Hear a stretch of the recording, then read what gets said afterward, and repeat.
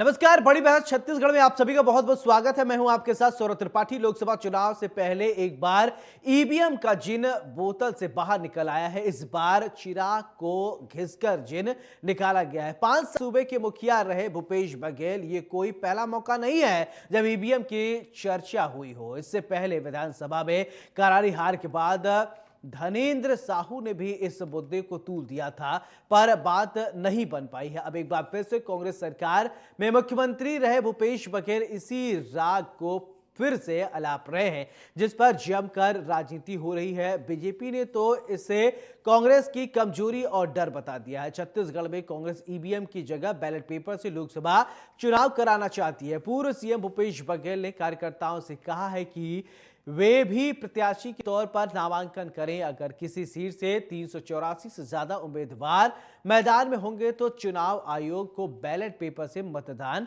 कराना होगा। भूपेश बघेल के इस बयान के बाद सियासी घमासान मचा हुआ है। बीजेपी इसके खिलाफ चुनाव आयोग पहुंच गई है। बीजेपी का आरोप है कि भूपेश बघेल ईवीएम के खिलाफ लोगों को भड़का रहे हैं। पूर्व सीएम भूपेश बघेल के बयान पर मंत्री टंकराम वर्मा ने तंज कसते हुए कहा कि खिसियानी बिल्ली खंबा नोचे। दुनिया नए नए टेक्नोलॉजी विकसित कर रही है और जमाना कहां का कहां पहुंच गया है। खराबी ईवीएम में नहीं है, उनकी पार्टी में है। 2018 में जब उनकी सरकार बनी थी तब भी ईवीएम ही था। दूसरे राज्यों में जब दूसरी पार्टी की सरकार बनती है तो वहां भी ईवीएम से ही चुनाव होते हैं। आज इसी मुद्दे पर विस्तार से बात होगी। चर्चा के लिए कुछ हमारे साथ खास मेहमान जुड़ेंगे।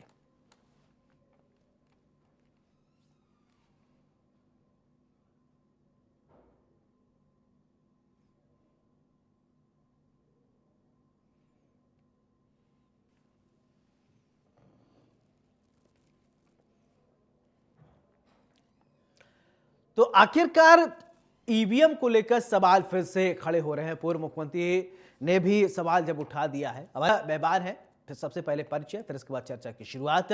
जसविंदर सिंह बग्गा, प्रवक्ता बीजेपी, बहुत बहुत स्वागत है। शिल्पा देवांगन, प्रवक्ता कांग्रेस, बहुत बहुत स्वागत है। चर्चा की शुरुआत शिल्पा देवांगन जी आपसे ही करना चाहता हूं। पूर्व मुख्यमंत्री भूपेश बघेल ने ईवीएम पर सवाल उठा दिए हैं, तो उन्होंने कहा है कि ईवीएम के जरिए क्या निष्पक्ष चुनाव नहीं हो रहे हैं? क्या दिक्कत है ईवीएम से आप लोगों को?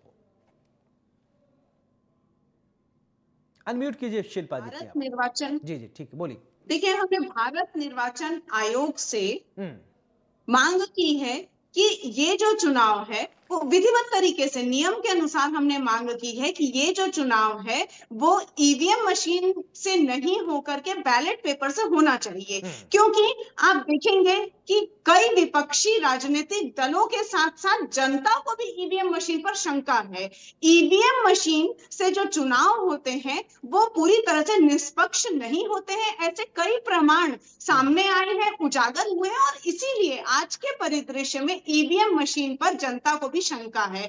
जब जब विपक्षी दलों ने इस बात की मांग भारत निर्वाचन आयोग के सामने रखी है, तब तक उन्हें खारिज कर दिया गया है। आप देखेंगे 8 महीने से भारत निर्वाचन आयोग ने लोगों को, जिन लोगों ने ये मांग की है कि ईवीएम मशीन हमें दे दीजिए, हम उनके हैकिंग प्रोसेस के बारे में जानकारी देंगे, तो भारत निर्वाचन आयोग उन्हें समय नहीं दे रहे हैं। तो इसका क्या हो सकता है? वो किसके दबाव में कार्य कर रहे हैं? कहीं ना कहीं ये शंका का विषय है, शंका उजागर होती है। क्यों शिल्पा जी, इससे भारतीय पहले जनता जब पार्टी आपकी सरकार थी, पारदर्शिता, ठीक है, आपकी सरकार थी, भूपेश बघेल जब मुख्यमंत्री बने तो शायद ईवीएम से ही वोटिंग हुई थी कि या बैलेट पेपर से हुए थे? जब आपकी सरकार बन गई थी, कांग्रेस ने सरकार बना लिया था वहां, जी निश्चित या रूप हिमाचल से में अभी जब आपकी हमारी सरकार सरकार बनी है? सरकार जब हमारी बनी तब आप देखेंगे कि छत्तीसगढ़ में जो स्थानीय चुनाव हुए वो ईवीएम से नहीं हुए, बैलेट पेपर से करवाए गए। तो हम नहीं नहीं, शुरुआती दौर से मैं ईवीएम विधानसभा की बात कर रहा हूँ। भूपेश बघेल जब मुख्यमंत्री बने, फिर या हिमाचल की अभी आप हाल ही में एग्जांपल ले लीजिए, वहां भी तो ईवीएम से वोटिंग हुई। आपकी सरकार है, कांग्रेस की सरकार वहां बनी। इससे पहले पूर्व में आपकी सरकार रही थी कि नहीं? हम भारत निर्वाचन आयोग किन के अंडर में कार्य कर रहे हैं और किन के दबाव में कार्य कर रहे हैं? हम तो हमेशा से मांग करते हैं, हम हमेशा से ये मांग करते हैं कि बैलेट पेपर से चुनाव निष्पक्ष तरीके से पारदर्शिता के साथ होना चाहिए। चलिए, हमने एक और मांग की थी कि वीवीपैट में जो पर्चियां निकलती है उसमें पारदर्शिता होनी चाहिए, हर बूथ में उसकी काउंटिंग होनी चाहिए, परंतु इससे भी भारत निर्वाचन ने ठीक है, खारिज कर दिया। तो इसका मतलब क्या कारण है? ठीक हम है, लोग आप ये मान रही प्लेटफॉर्म कि पर बहुत चुनाव जो सारी है वो बातें करते हैं। निष्पक्ष नहीं हो रहे हैं। ठीक है, जसविंदर जी, अभी आपने सुना शिल्पा जी को, उन्होंने ईवीएम पर सवाल उठाए हैं और भारतीय जनता पार्टी जहां जहां जीत रही है वहां वहां ईवीएम का जिन खड़ा हो जाता है, बोतल से निकल आता है। क्या कहेंगे आप? वास्तव में होना चाहिए क्या ईवीएम के खिलाफत करनी चाहिए? बैलेट पेपर से चुनाव होने चाहिए क्या? ईवीएम बंद होना चाहिए? देखिए, मुझे लगता है कि मैं आज की इस चर्चा का प्रारंभ भूपेश बघेल जी से, जिन्होंने ईवीएम पर प्रश्न चिन्ह लगाया है, हम्म। उनसे एक प्रश्न के साथ करना चाहता हूं। हम्म। मैं पूछना चाहता हूं भूपेश बघेल जी से कि आप पाटन से जिस विधानसभा का चुनाव जीत के अभी आए हैं, वो ईवीएम के माध्यम से जीता है आपने। आपको अगर ईवीएम पर इतना ही अविश्वास है भूपेश जी, तो जाइए इस्तीफा दे दीजिए आप। हम्म। दूसरा विषय इससे कांग्रेस ने 2018 में ऐतिहासिक बहुमत के साथ चुनाव परिणाम अपने पक्ष में किया था। हम्म। 90 में से 68 कांग्रेस। हम्म। ये वही ईवीएम है। जब से ईवीएम प्रारंभ हुई है ना, देखिए 4 आम चुनाव हुए हैं इस देश में। 2000 भी कांग्रेस जीती इसी ईवीएम से। हम्म। और एक तथ्य और बताऊं आपको, अब 140 विधानसभाओं के चुनाव हुए हैं साहब, जिसमें से 33 कांग्रेस जीती है, और उन कांग्रेस जीत रही है तो ईवीएम सही है, हम्म। और जब कांग्रेस हार रही है तो ईवीएम खराब हुए जी। कि मीठा मीठा गप गप और कड़वा कड़वा तो बिल्कुल। कांग्रेस की क्या रणनीति है? कांग्रेस एक सोची विचारी रणनीति के साथ ईवीएम, राहुल गांधी से लेकर भूपेश बघेल तक इसलिए दोषारोपण कर रही है। स्पष्ट रूप से इस बार का आम चुनाव और उसका परिणाम दिख रहा है। पूरे के कार्यों को लेकर स्वीकारोक्ति है। जिस प्रकार मोदी जी के नेतृत्व को पूरा विश्व सराह रहा है, भारतवर्ष का हर नागरिक चाहे मोदी जी एक बार फिर से इस देश के प्रधानमंत्री बने। और देखिए, पहला ऐसा आम चुनाव है जिसका परिणाम सब कांग्रेसियों को भी पता है। इसलिए कांग्रेसी समझते हैं कि इस बार वो 25 सीटों से भी कम में जाने जा रहे हैं, और भाजपा गठबंधन 400 सीटों से ऊपर जा रहा है। इसलिए कांग्रेस ने सोची विचारी रणनीति के तहत ईवीएम पर अभी से, ऐसा नहीं कि परिणाम आने के बाद, उन्होंने अभी से ईवीएम को घेरना प्रारंभ कर दिया है, ताकि जब 4 जून को अपनी सबसे खतरनाक, मैंने मुझे लगता है कि सबसे ज्यादा बुरी स्थिति में आ जाए 25-30 सीटों के साथ, उस समय कहने को कुछ तो बचे कांग्रेस के पास। चलिए शिल्पा जी, अब इसका जवाब देंगी क्या? जसविंदर जी ने बताया कि भाई देखिए जीत, मेरे जब से भाई, ईवीएम आई, कई बार आपने सरकार बनाया तब ईवीएम में दिक्कत नहीं, जब आप हारने लगे हैं तो ईवीएम गड़बड़ हो गया। देखिए इस बात का जवाब देने से पहले मैं एक बात कहूंगी। मेरे भाई बार बार मोदी की गारंटी और मोदी की लहर की बात करते हैं, हर डिबेट में करते हैं, तो मैं यही बात उनसे पूछना चाहती हूँ कि भाई साहब, यदि मोदी की लहर वाकई में है तो ईवीएम मशीन में ही दिखेगी, ऐसा है क्या? ईवीएम में हो चाहे बैलेट पेपर में हो, मोदी की लहर यदि वाकई में है तो बैलेट पेपर में भी मोदी की लहर दिखेगी। यही तो जानना चाहते हैं कि वाकई में मोदी की लहर है कि ईवीएम का टंडन है। जनता ने शंका जताया है, विपक्षी दलों ने, कांग्रेस की बात नहीं करती हूँ। आप जमीनी स्तर पर जनता का विचार ले लीजिए। अच्छा, जनता ने शंका ठीक है जताया है। शिल्पा जी, और प्रेस आज कॉन्फ्रेंस चुनाव आपने देखा था जब चुनाव मेरे आयोग भाई, ने मैं पीसी बात किया, चाहूंगी। राजीव कुमार जो वो समय थे, प्रेस कॉन्फ्रेंस आपने देखा तो उन्होंने सवाल जब पत्रकारों ने उनसे किया कि साहब ईवीएम पे सबसे ज्यादा सवाल उठते हैं कि निष्पक्ष जो है चुनाव नहीं होता, तो उन्होंने कहा कि ईवीएम पूरी तरीके से सिक्योर है। क्या उनके उस बयान को, उनके उस स्टेटमेंट को आप गलत मानती? क्या पहले ही उन्होंने साफ कर दिया था? देखिए तो यही तो बात शंका का विषय है कि पारदर्शिता क्यों नहीं रखी जाती है। हमने जब मांग की कि वीवीपैट में जो पर्ची निकलती है उसकी हर बूथ में काउंटिंग करा लीजिए, इस बात को खारिज क्यों किया गया? दूसरी बात है कि समय क्यों नहीं दे रहे हैं भारत निर्वाचन आयोग के लोग? तो ये कई सारी अच्छी बातें हैं जिसमें भारतीय जनता पार्टी के दबाव में कार्य कर रही है भारत निर्वाचन आयोग, और उनके जो ईवीएम मशीन मैं के आऊंगा डायरेक्टर है जसविंदर जी, मैं आपके पास आऊं। अच्छा ठीक है, ठीक है शिल्पा जी, एक बार ऐसे और आप लोगों ने सवाल उठाया था, बाकायदे एक सेमिनार बुलाया, आयोजित किया गया कि ईवीएम को हैक किया जा सकता है, तो हैक करके लोगों ने दिखा दिया था। क्या क्या समझ में आया कि उस समय भी विपक्ष ने इस तरीके से सवाल उठाए कि ईवीएम को हैक हो जाएगा, बटन दबाइए कहीं और तो जाके बत्ती जल जाती कहीं और, इस तरीके का आप लोगों ने आवाज उठाई। फिर इसके बाद एक बाकायदे सेमिनार किया गया, फिर ईवीएम मशीन रखी गई, बैलेट पेपर, फिर उसको दिखाया गया, प्रूव किया गया कि कैसे हैक होता है कि नहीं होता है। तो हुआ था कि नहीं उस समय? फिर आप लोग प्रूव कर देते, फिर अब करते धरना नारा कि हैक हो गया। ठीक है सौरभ जी, उसी बात के लिए तो भारत निर्वाचन आयोग ने समय नहीं दिया। यहीं पर तो शंका बढ़ जाती है कि ये लोग पारदर्शिता का रास्ता क्यों नहीं अपनाते हैं। पर्चियों पे और हैकिंग पे जब समय देने की बात होती है तो क्यों, किस तरह में आयोग काम करते हैं। और ईवीएम मशीन के जो डायरेक्टर है उनका भारतीय जनता पार्टी के नेताओं से सीधा डायरेक्ट कनेक्शन दिखाई देता है। तो वही बात आ जाती है, घूम फिर के चलिए शंका ठीक जाहिर है, हो आपका जाती है कंसर्न कि मैं समझ शंका को गया जसविंदर सुनिश्चित जी, नहीं ठीक किया है, इसका जाता है। बेहतर और जवाब दे मैं सकते हैं ये बोल जसविंदर जी, ठीक है। चाहूंगी, दो मेरे भाई बोल रहे थे कि चुनाव आने के पहले या बाद में 2019 में आपको याद होगा कि चुनाव के जस्ट बाद विपक्षी दलों ने भारत निर्वाचन आयोग से भी मांग की थी, परंतु उस समय से मांग करते आ रहे हैं, उस समय से भारत निर्वाचन आयोग ने खारिज करते हुए आ रही है। इसमें चलिए, फिर आपने से चुनाव शंका आयोग की जाहिर हो मंशा पे जाती है। सवाल उठा दिया, तो इस पे अब मैं क्या विशेष बोल सकता हूं।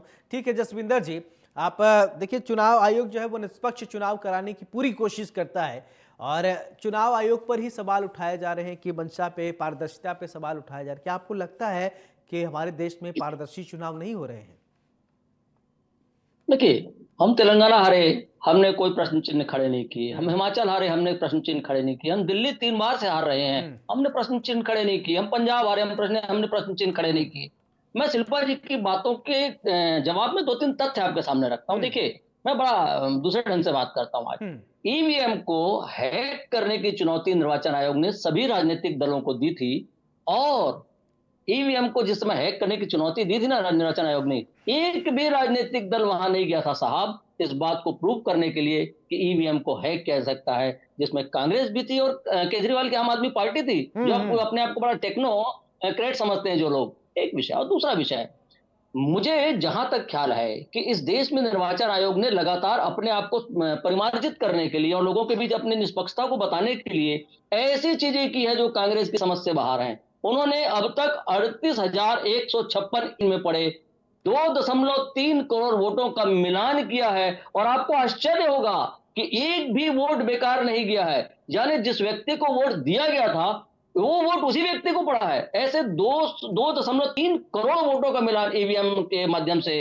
निर्वाचन आयोग ने किया, पक्षता बताने के लिए। हम्म। मैं एक दो विषय और राजनीतिक रूप से शिल्पा जी की बात में रखना हम्म। चाहता हूँ। मुझे बड़ा आश्चर्य हो रहा है आज कि जो कांग्रेस पार्टी ये कहती है कि संविधान हमने बनाया, जो कांग्रेस पार्टी ये कहती है कि निर्वाचन आयोग हमने बनाया, जो कांग्रेस पार्टी अपनी पीठ थपथपाती है कि चुनाव की पूरी प्रक्रिया, पूरी पद्धति हमने बनाई है, आज वही कांग्रेस पार्टी अपनी बनाई संस्थाओं पर अविश्वास कर रही है, अपनी बनाई प्रक्रिया और पद्धति पर अविश्वास कर रही है। हम्म। इसका एकमात्र कारण मुझे क्या समझ में आता है कि जब उनके पूर्व मुख्यमंत्री भूपेश बघेल इस बात को सार्वजनिक रूप से कहते हैं ना साहब कि हाँ। 375 लोग खड़े हैं, 375 लोग नामांकन करें और इसके बाद आपको बैलेट से वोट करने का अधिकार मिल ठीक है। जाएगा। साहब मैं एक बात पूछना चाहता हूं, एक हम्म। बात पूछना चाहता हूं हम्म। कि ऐसा करने के पीछे कांग्रेस के पूर्व मुख्यमंत्री और कांग्रेस की मंशा क्या है? वो हम्म। क्यों मैं सौरभ जी 375 को इस लोगों बात को का जवाब प्रेरित देना कर रहे चाहूंगी। हैं? क्यों 375 लोगों को उकसा रहे हैं कि वो नामांकन करें?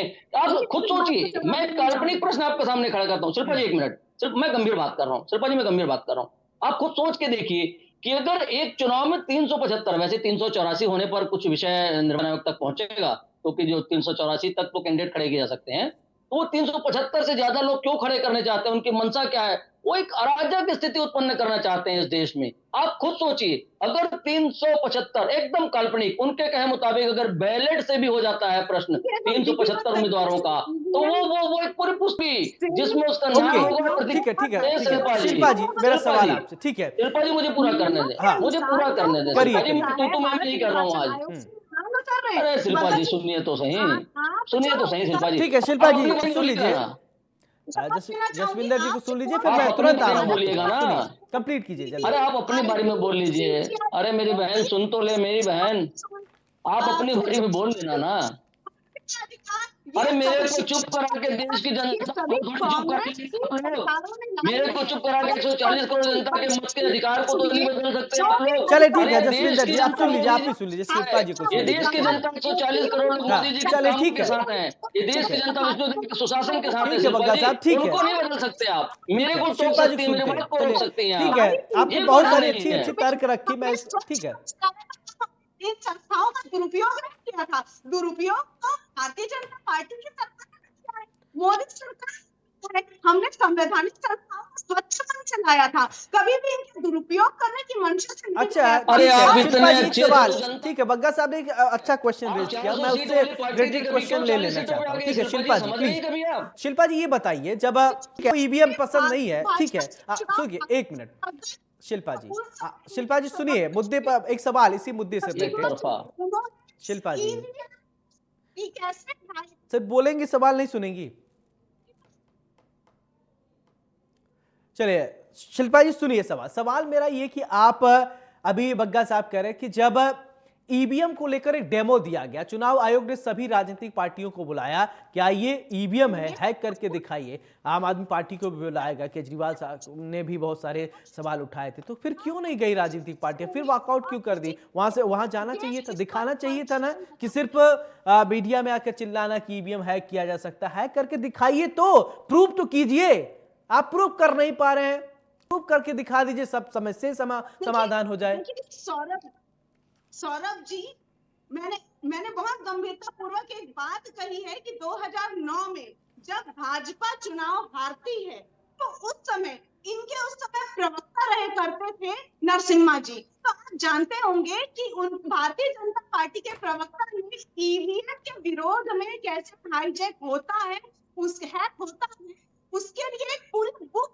डाली समय समय पर जब ये चुनाव हारते हैं मैं भी तो वही कह रहा हूं आप करके प्रूव करके दिखा दीजिए आप जिसको विरोध है वो प्रूव करवा के दिखा दे फिर इसके बाद वो अपने आप सामने हो जाए चुनाव आयोग संज्ञान नहीं लेता है तब ये कहा जाए प्रूव तो करिए भारत निर्वाचन आयोग किसके दबाव में कार्य कर रहा है यही तो बात यहाँ पर आती है आप अपने एक्सपर्ट बुला लीजिए आप अपने एक्सपर्ट बुला लीजिए आप अपने एक्सपर्ट इलेक्टोरल रोका बॉन्ड है। के विकल्प में देख लीजिए चाहे पीएम फंड के केयर फंड के रूप में देख लीजिए अरे ईवीएम में आइए शिल्पा नहीं जी नहीं हम विषय में आइए ईवीएम पे विषय हम में भटकेंगे नहीं हम फंड उन पे नहीं जाएंगे हम हाँ आप कह रही ईवीएम असुरक्षित विषय पे है आइए सुरक्षित नहीं विषय है पे तो मैं आइए तो कह रहा हूं कि आप बताइए कि बुलाइए एक्सपर्ट्स को हैक करा के दिखाइए कैसे हैक हो रहा है करिए तो प्रूफ तो करिए और मीडिया वालों को भी बुला लीजिए और दिखाइए कि ऐसे होता है अगर हैक हो रहा है तो कोई भी करके दिखा लेगा क्या आपके पास एक्सपर्ट्स नहीं है आईटी टीम आपकी नहीं है देखिए नरसिम्हा जी मतलब इनके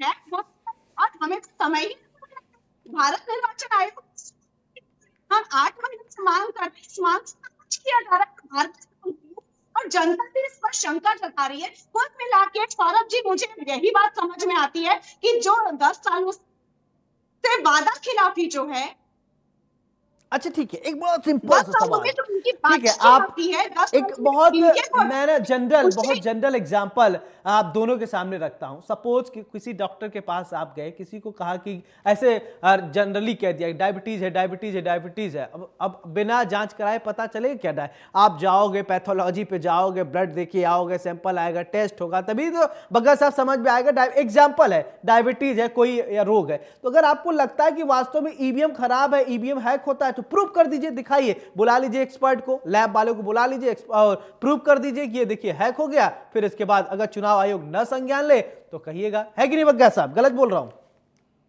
एकदम मैं भी कह रहा हूं यही मैं भी कह रहा था और मैं एक विषय और कहता हूं आपको अगर मुझे अनुमति दे शिल्पा जी तो मैं अपनी बात रख लूं मैं क्या कहता हूं कांग्रेस की आज की स्थिति को देख के कि तू इधर उधर की बात ना कर ये बता के काफिला क्यों लूटा शिल्पा जी ईवीएम बैलेट पेपर को छोड़िए देखिए कि आप लगातार क्यों हार रही हैं एक समय आप 400 सीटों के साथ लोकसभा में थी आज 40 से कम सीटें आपकी क्यों रह गई हैं इसलिए कि आपने आत्मविश्लेषण करना छोड़ दिया है आपने चिंताओं को छोड़ दिया है कि आप क्यों हारती हैं आप ब्लेम गेम में लग गई हैं शिल्पा जी जनता आपसे दूर क्यों हो रही है जनता की नब्ज आप क्यों नहीं पकड़ पा रही हैं जनता के मुद्दे आप क्यों नहीं उठा पा रही हैं यही कारण है कि 400 सीटों वाली कांग्रेस आज 40 सीटों में आ गई शिल्पा जी मैं तो आपको बड़े सलाह दे रहा हूं क्या आप आत्मविश्लेषण कीजिए आप चुनाव देखिए 2023 का चुनाव आप लोग क्यों हारे 2023 का चुनाव आप लोग इसलिए हारे कि आपको ओवर कॉन्फिडेंस था कि आप धान का मूल्य बढ़ा देंगे और कर्जा माफी कर देंगे तो जनता आपके साथ खड़ी हो जाएगी आप भूल गई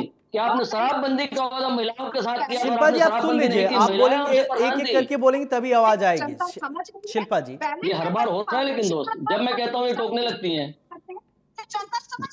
मोदी की 10 साल की नाकामी को छुपाने के लिए जब मैं बोलता हूँ ये बोलने लगती हैं ऐसे में कैसे होगी बहस मैं तो चर्चा कर रहा हूँ, मैं बहस कर ही नहीं रहा, मैं सिर्फ चर्चा कर रहा हूँ तुमसे। चले मैं अपनी बातें अच्छा रख ठीक रहा है हूँ। शिल्पा जी, एक बड़ा प्रैक्टिकल सवाल।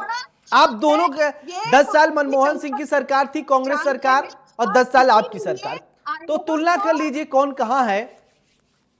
आप बताइए, ठीक है। बग्गा साहब अपने सरकार की उपलब्धि बताएंगे 10 साल की, आप अपने सरकार की बताइएगा। शिल्पा चलिए जी मुझे 5 साल, बोलने ठीक है देंगे तो बग्गा मैं साहब, एक कहूंगा। मिनट, ठीक है। हम 10-10 साल की बात करें, मनमोहन सरकार भी 10 साल लगातार रही। आप बता दीजिए बड़ी उपलब्धियां गिना दीजिए, पांच गिना दीजिए, फिर 5 बग्गा साहब गिना दीजिए, शिल्पा जी बताइए मुझे बोलने आप। देंगी तो मैं कहता हूँ। हाँ, मैं नहीं नहीं, एक मिनट, बैलेंस कर देता हूं डिबेट अब को। देखिए, अब देखिए, अब देखिए, देखिए सौरभ जी, स्पष्ट एक बहुत अच्छा उदाहरण, एक ही उदाहरण में आपको चलिए, कवासी सौरभ जी लखमा ऐसे होगी क्या कांग्रेस के चर्चा? प्रत्याशी हैं, उन्होंने क्या कुछ कहा है सुन लीजिए, फिर इसके बाद चर्चा आगे बढ़ाते हैं। पीएम और उसकी रहना है तो ये तो दिल्ली में बैठी हुई सरकार को भगाना है, तब रहेगा। इधर नागपुर में बैठे वाले काला टोपी वाला बोल दिया, नरेंद्र मोदी बोल दिया। तो चलिए ठीक है,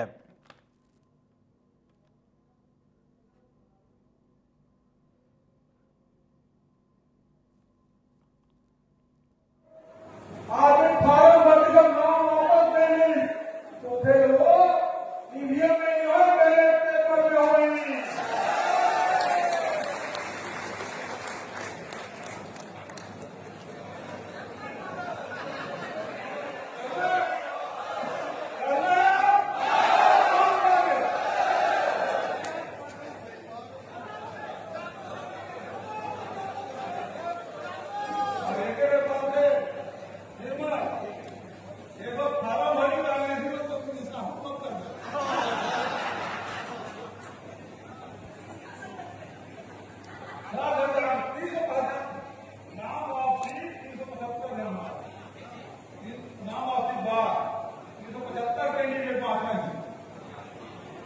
ठीक है, अवसर लाओ, बैलेट पेपर में होगी। ये एक मुझे कहाँ मामला कहाँ सुप्रीम कोर्ट हाई कोर्ट ये किसको रहा बदल की मत हुआ है